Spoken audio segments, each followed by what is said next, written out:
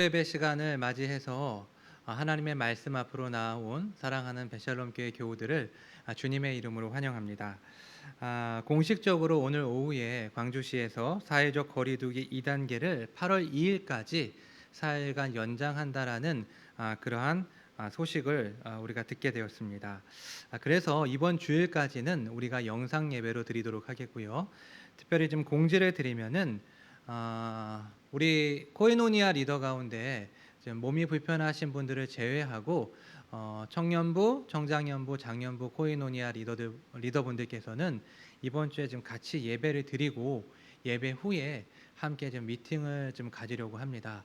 그래서 특별한 이유가 없으신 분들은 좀 참여해 주시고, 만약에 참여가 좀 불가능하신 분들은 그 코이노니아 내에서 한 분을 좀 대표로 좀 해주셔서 같이 우리가 좀 모여서 앞으로의 일들에 대한 그런 논의를 좀 할 수 있었으면 좋겠습니다. 그리고 다음 주일부터는요, 새벽 예배와 수요 예배를 정상적으로 운영하도록 하겠습니다. 자, 오늘 하나님께서 우리에게 주신 말씀을 함께 나누도록 하겠습니다. 하나님의 말씀은 누가복음 4장 14절로 30절 말씀입니다. 누가복음 4장 14절로 30절, 신약성경 94페이지에 있습니다. 제가 여러분들을 위해서 봉독해 드리겠습니다. 예수께서 성령의 능력으로 갈릴리에 돌아가시니 그 소문이 사방에 퍼졌고 친히 그 여러 회당에서 가르치심에 뭇사람에게 칭송을 받으시더라. 예수께서 그 자라나신 곳 나사렛에 이르사 안식일에 늘 하시던 대로 회당에 들어가사 성경을 읽으려고 서심해 선지자 이사야의 글을 드리거늘 책을 펴서 이렇게 기록된 데를 찾으시니 곧 주의 성령이 내게 임하셨으니 이는 가난한 자에게 복음을 전하게 하시려고 내게 기름을 부으시고 나를 보내사 포로된 자에게 자유를, 눈먼 자에게 다시 보게 함을 전파하며 눌린 자를 자유롭게 하고 주의 은혜의 해를 전파하게 하려 하심이라 하였더라. 책을 덮어 그 맡은 자에게 주시고 앉으시니 회당에 있는 자들이 다 주목하여 보더라. 이에 예수께서 그들에게 말씀하시되 이 글이 오늘 너희 귀에 응하였느니라 하시니 그들이 다 그를 증언하고 그 입으로 나오는 바 은혜로운 말을 놀랍게 여겨 이르되 이 사람이 요셉의 아들이 아니냐. 예수께서 그들에게 이르시되 너희가 반드시 의사야 너 자신을 고치라 하는 속담을 인용하여 내게 말하기를 우리가 들은 바 가버나움에서 행한 일을 내 고향 여기서도 행하라 하리라. 또 이르시되 내가 진실로 너희에게 이르노니 선지자가 고향에서는 환영을 받는 자가 없느니라. 내가 참으로 너희에게 이르노니 엘리야 시대에 하늘이 3년 6개월간 닫히어 온 땅에 큰 흉년이 들었을 때에 이스라엘에 많은 과부가 있었으되 엘리야가 그중 한 사람에게도 보내심을 받지 않고 오직 시돈 땅에 있는 사렙다의 한 과부에게 뿐이었으며 또 선지자 엘리사 때에 이스라엘에 많은 나병 환자가 있었으되 그 중에 한 사람도 깨끗함을 얻지 못하고 오직 수리아 사람 나만 뿐이었느니라. 회당에 있는 자들이 이것을 듣고 다 크게 화가 나서 일어나 동네 밖으로 쫓아내어 그 동네가 건설된 산 낭떠러지까지 끌고 가서 밀쳐 떨어뜨리고자 하되 예수께서 그들 가운데로 지나서 가시니라. 아멘. 이 복음서의 저자, 이 누가복음을 기록한 저자인 이 누가는 누가복음을 시작하면서 1장 3절에서 이렇게 말했습니다. 그 모든 일을 근원부터 자세히 미루어 살핀 나도 데오빌로 각하에게 여러 차례 써보내는 것이 좋은 줄 알았노니. 이 말은 곧 예수님의 행적을 자신이 보고 듣고 조사해서 차례대로, 즉 시간적인 순서에 따라 기록하겠다라는 뜻입니다. 그리고 실제로 누가는 다른 복음서에 비해서 비교적 시간적인 순서에 따라서 이 복음서를 기록했습니다. 이러한 이해 속에서 오늘 본문을 살펴보도록 하겠습니다. 오늘 우리가 읽은 누가복음 4장 14절로 30절의 이 직전 단락인 누가복음 4장 1절부터 13절을 보면 예수님께서 광야에서 마귀에게 시험을 받으시는 이야기가 나옵니다. 그리고 곧바로 오늘 본문의 이야기가 나오게 되죠. 그럼 방금 전 오늘 우리가 읽은 이 본문 말씀은 어떠한 내용을 담고 있습니까? 무슨 내용입니까? 바로 예수님께서 갈릴리에서 사역을 시작하셨다라는 그러한 내용입니다. 광야에서 마귀에게 시험을 당하시고 곧바로 갈릴리에서 사역을 행하신다? 여러분, 우리가 그동안 알고 있었던 이 예수님의 행적에 이것이 맞는 그런 상황일까요? 예수님께서 과연 이런 행적을 보이셨습니까? 사실 이 사이에는 굉장히 많은 일들이 있었습니다.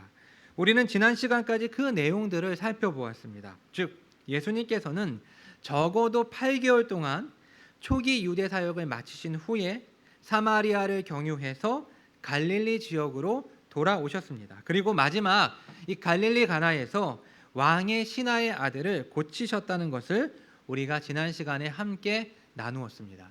그러니까 예수님께서는 요한에게서 세례를 받으시고 그리고 40일 동안 광야에서 마귀에게 시험을 받으신 이후에 다시 유대로 돌아오셔서 최소 5명의 제자들을 부르셨고 그들과 함께 갈릴리 가나에 가셔서 혼인잔치에서 물로 포도주를 바꾸시는 첫 번째 표적을 행하신 이후에 나사렛을 경유해서 가버나움을 경유해서 유월절을 맞아 예루살렘에 가셔서 성전을 깨끗게 하시고 그 유월절 기간 동안에 그 예루살렘 안에서 많은 이적들을 행하셨습니다.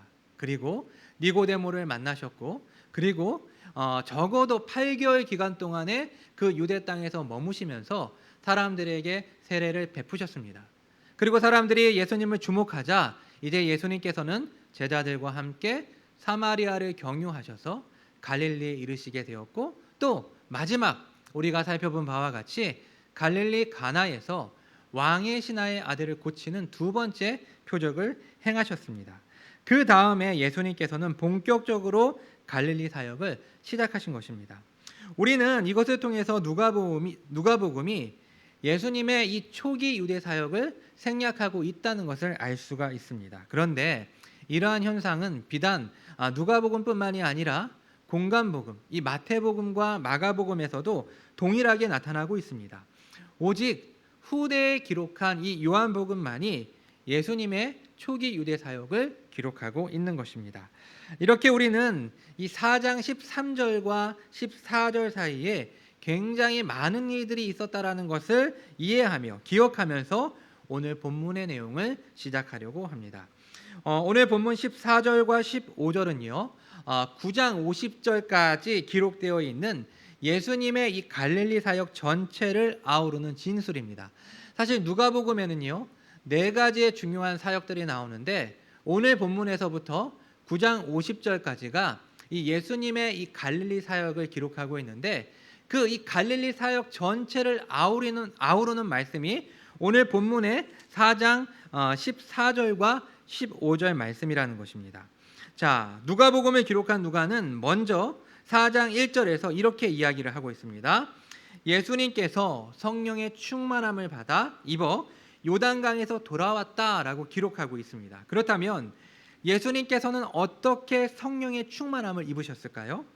3장 21절과 22절을 보면 예수님은 요단강에서 세례 요한을 통해서 세례를 받으셨고 그때 성령 강림, 즉 성령이 예수님께 임하셨다라고 기록하고 있습니다.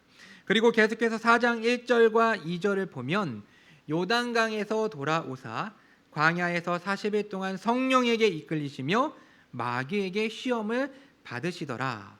즉 성령의 인도하심 속에 마귀에게 시험을 받고 승리하신 후에 그리고 오늘 본문 14절에서 예수께서 성령의 능력으로 갈릴리에 돌아가시니라고 누가는 기록하고 있습니다.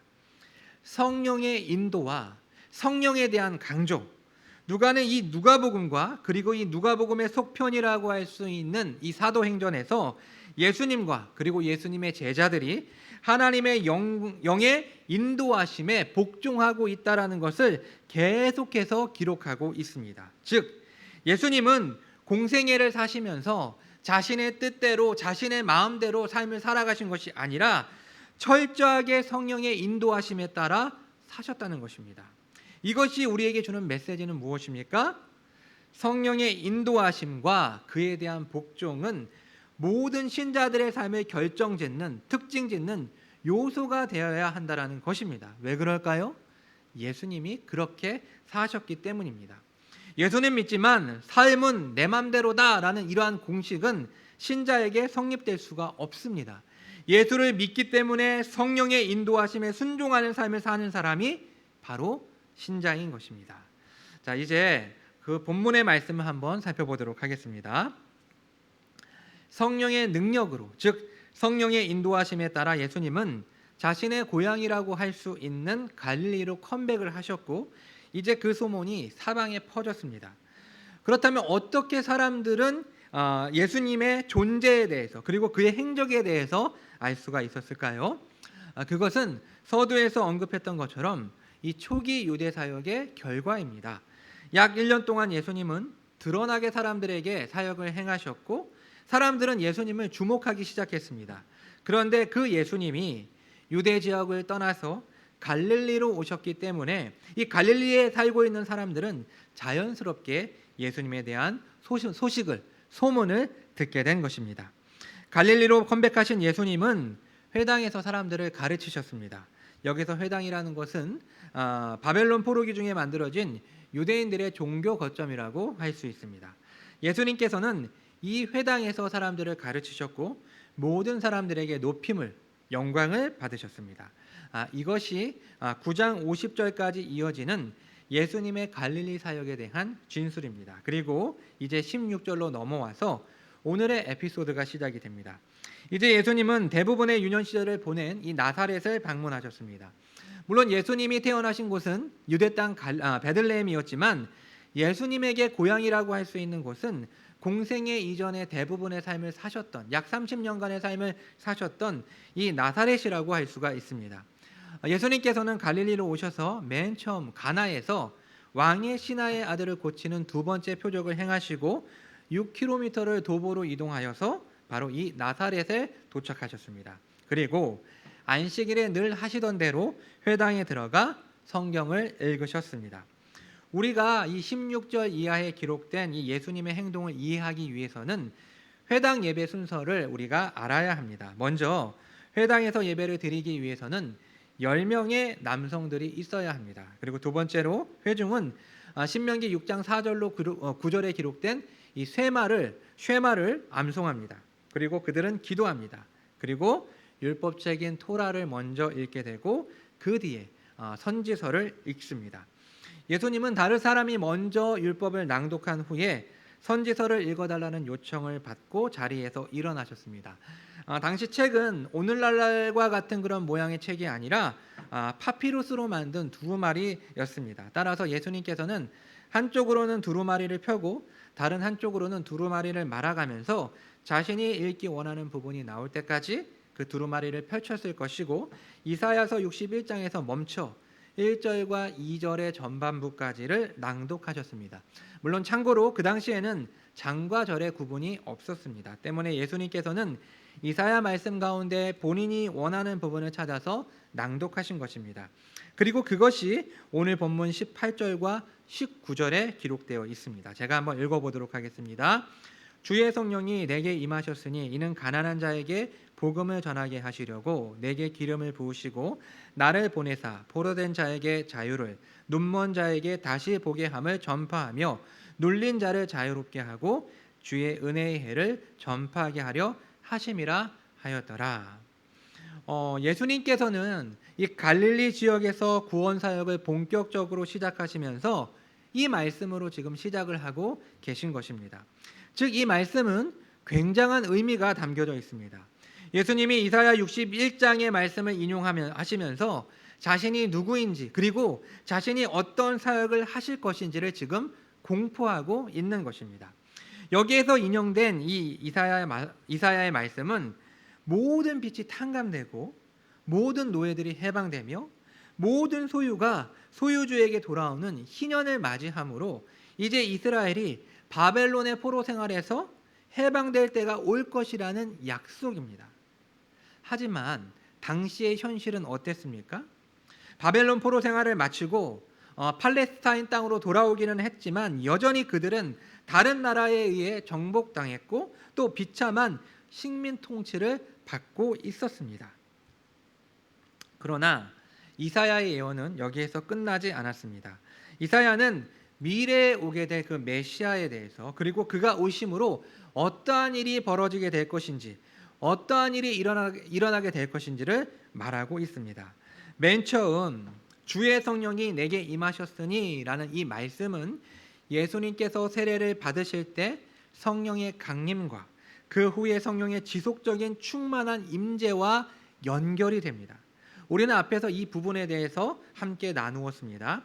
예수님은 성령의 인도하심 속에서 모든 일을 행하신 것입니다. 그리고 주의 성령이 예수님께 임하시고 가난한 자에게 복음을 전하게 하시려고 예수님께 기름을 부으셨다.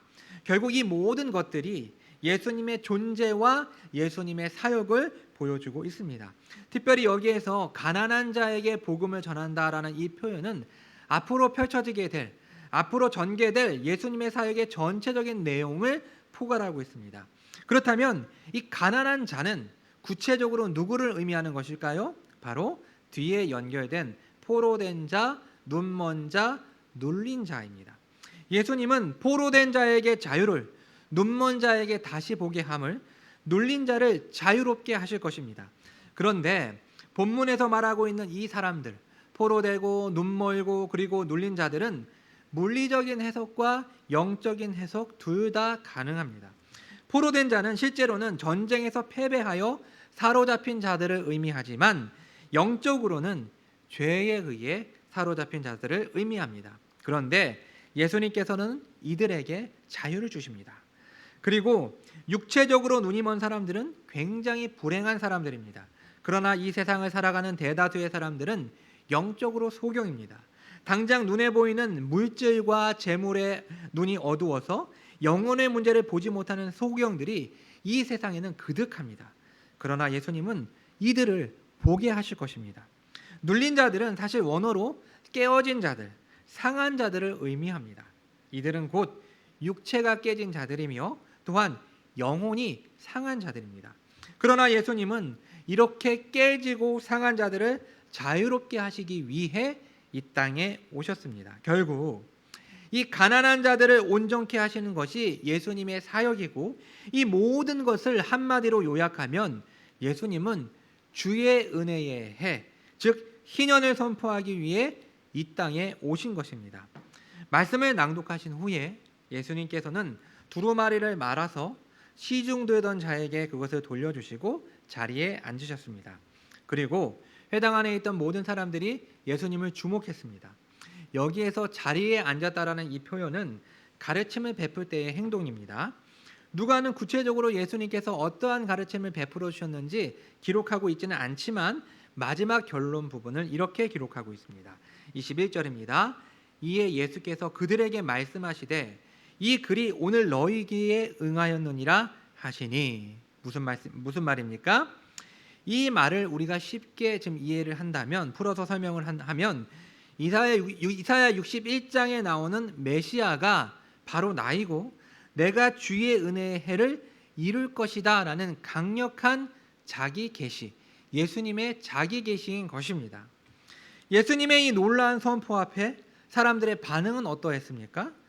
22절이 그에 대한 반응입니다. 그들이 다 그를 증언하고 그 입으로 나오는 바 은혜로운 말을 놀랍게 여겨 이르되 이 사람이 요셉의 아들이 아니냐.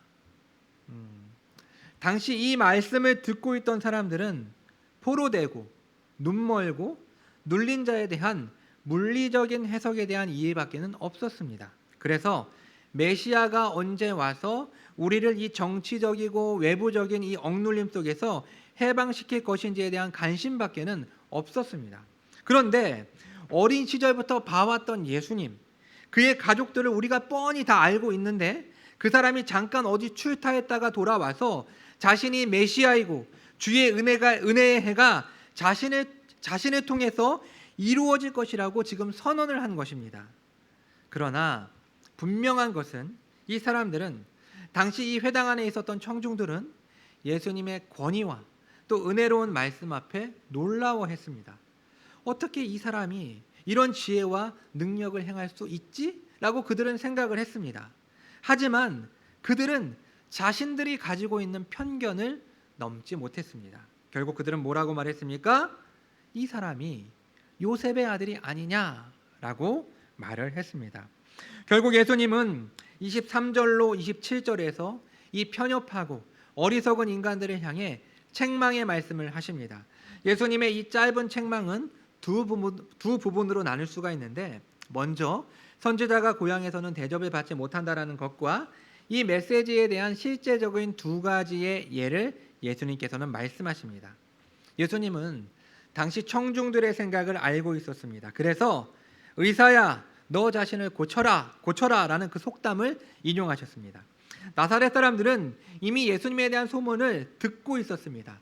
때문에 직접 자신들의 입으로 예수님께 요청한 것은 아니었지만, 예수님께 가버나움에서 일어났다라고 들은 그 일을, 그 기적을 이곳 나사렛에서도 행하실 것을 원하고 있었습니다. 여러분, 가버나움에서 어떠한 일이 일어났습니까? 바로 직전에 왕의 신하의 아들이 갈릴리 가나까지 찾아왔는데, 그 아들은 가버나움에 있었죠. 그리고 예수님께서는 말씀으로 그 가버나움에 있었던 그 왕의 신하의 아들을 고치셨습니다. 그러한 소문이 이미 퍼졌던 것이죠. 물론 예수님은 이 나사렛에서도 놀라운 이적을 행할 수 있었습니다. 그러나 예수님은 자신의 지인들, 친구와 이웃들에게 자기 자신을 과시하기 위해서 고향 마을에 오신 것이 아니었습니다. 그래서 자신은 지금 처해 있는 이 상황을 구약에서 선지자가 고향에서는 환영을 받지 못했던 것처럼 자신도 고향에서 환영을 받지 못한다라고 말씀을 하셨습니다. 그리고 계속해서 25절로 27절을 통해 이에 대한 실제적인 두 가지 예를 말씀하셨습니다. 그것이 무엇입니까? 엘리야 시대의 시돈 땅의 사렙다 과부에 대한 이야기, 또 엘리사 시대의 수리아 사람 나아만에 대한 이야기입니다. 이 두 가지 사건은 열왕기상 17장과 18장, 그리고 열왕기하 5장에 기록된 사건입니다. 엘리야가 사렙다 과부를 만났을 때 그녀는 마지막 식사 준비를 하고 있었습니다.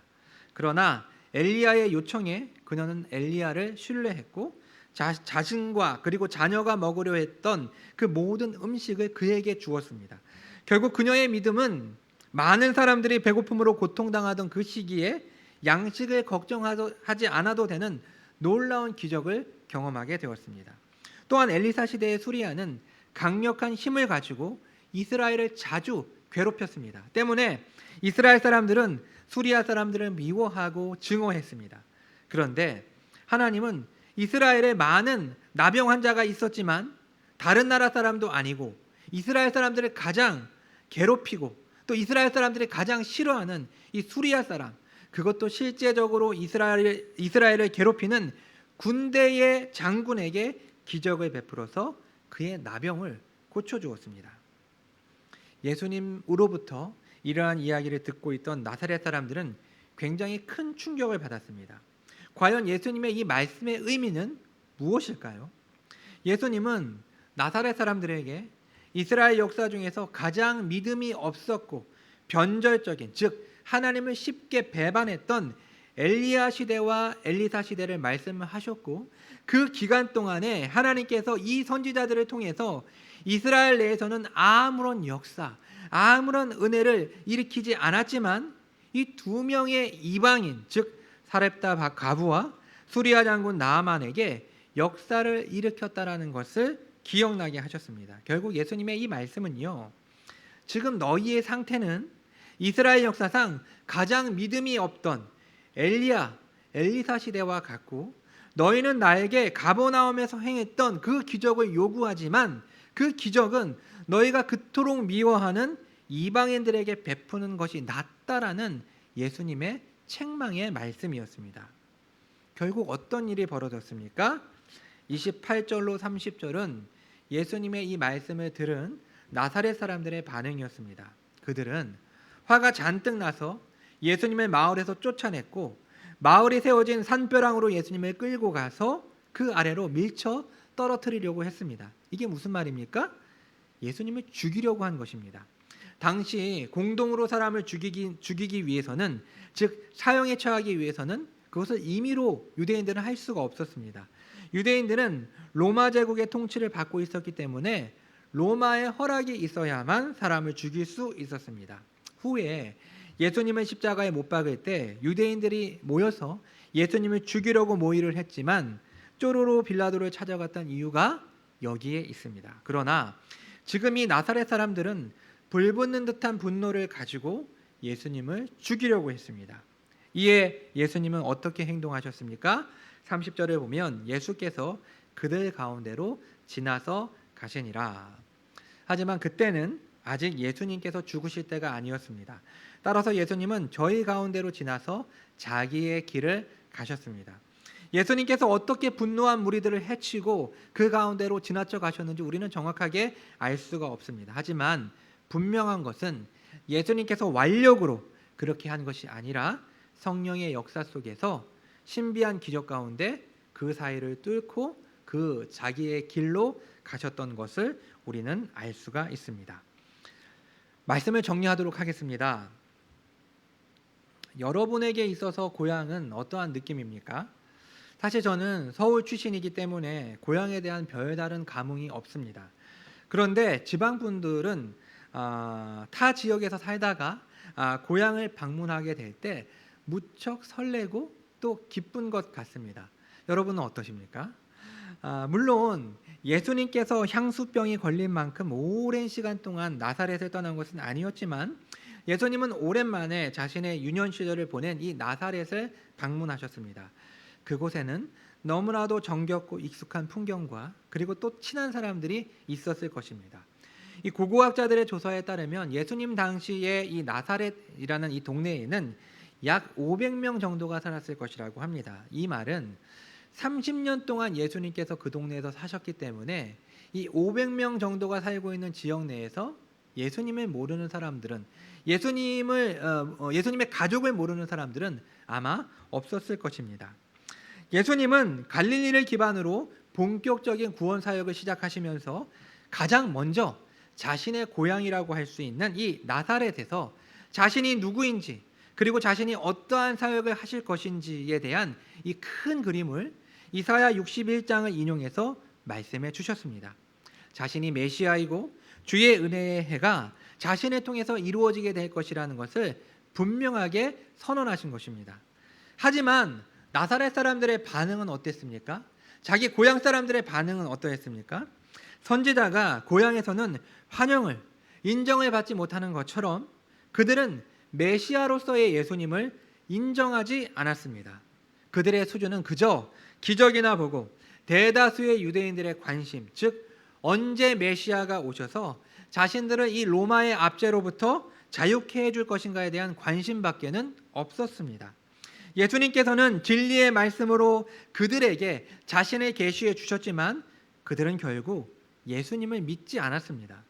결국 그들은 예수님으로부터 믿음 없음에 대한 책망과 그들의 불신으로 인해 그 축복과 은혜가 이제 이방인들에게 향할 것이라는 불쾌한 그들의 입장에서는 심히 불쾌한 메시지를 듣게 됩니다. 오늘 우리는 주님께서 우리에게 허락하신 이 말씀을 통해서 두 가지 교훈을 생각해 볼 수가 있습니다. 첫 번째는 하나님의 말씀을 가로막는 우리의 편견을 버려야 한다라는 것입니다. 교회 생활을 하다 보면 우리가 자연스럽게 익히게 되는 관습과 전통들이 있습니다. 물론 이 가운데는 굉장히 아름다운 전통들도 있겠지만 전혀 성경적이지 않은 이상한 관습들, 이상한 전통들도 있습니다. 목회자를 마치 구약의 제사장처럼 생각하여서 절대적으로 복종하게 한다든지 또 일천번제라고 해서 매일 강단에 헌금을 강요하는 그러한 관습, 또 교회 안에 직분을 계급처럼 이해하는 것 등 그 면면을 들여다보면 전혀 성경적이지 않은 관습들이 존재합니다. 그런데 이러한 관습들은 우리의 사고 속에서 강력한 편견이 되어서 우리의 신앙이 하나님 앞에서 건강하게 자랄 수 있도록 가로막는, 건강하게 자랄 수 있는 것을 가로막는 장애가 됩니다. 그리고 더 나아가서 다른 사람을 판단하고 정죄하게 만들어서 우리의 공동체를 어렵게 만들기도 합니다. 따라서 우리는 먼저 교회 안에 우리의 신앙을 가로막는, 우리가 주님께로 나아가는 것을 가로막는 그 전통들을 살피고 우리의 사고 속에 자리 잡고 있는 이 비성경적인 편견들을 버려야 합니다. 나사렛 사람들의 사고 속에는 익숙한 예수님의 유년 시절과 가족관계, 그리고 자신들과의 경험이라는 편견과 익숙함이 결국 예수님께 바른 믿음으로 나아가지 못하게 했습니다. 자, 그리고 두 번째로요, 하나님의 책망 앞에 회개하고 겸손한 모습으로 나와야 한다는 것입니다. 나사렛 사람들은요, 예수님으로부터 책망을 받았습니다. 하지만 그들은 회개하지 않고 오히려 예수님을 죽이려고 했습니다.